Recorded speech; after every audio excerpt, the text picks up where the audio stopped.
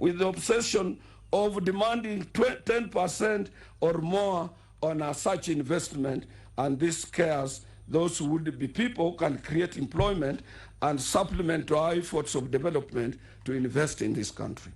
Your Excellency, on our procurement systems right away, from the county governments to the national government, this area has been infiltrated by unscrupulous people known as entrepreneurs, and for us to develop in this world of digital and e-commerce trade, we appeal to Your Excellency not to get tired with what you are doing to fight this menace.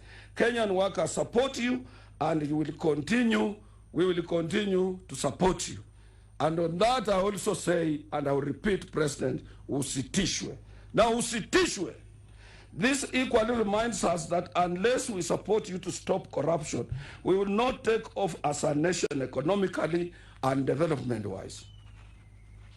Your Excellency, your efforts and what you are trying to do, both at the level of governance and at the level of managing our affairs, will continue to be supported by Kenyans of goodwill.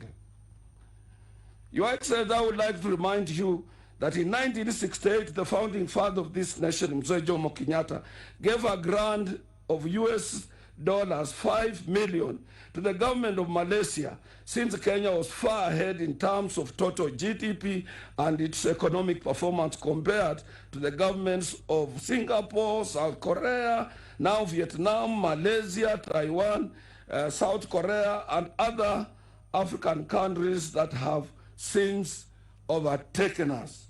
We hope and trust that in you we can realize the dreams of our forefathers.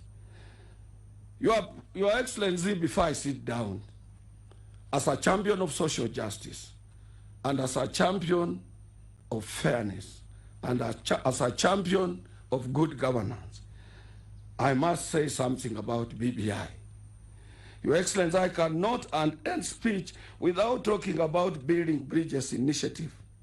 And let me, on behalf of Kenyan workers, inform you that at our recently concluded 14th Kotu Kenya Quinquennial Conference held at Tom Mboya Labour College on 9th of April 2021, one of the key resolutions made was that as Kenyan workers, we will stand with you.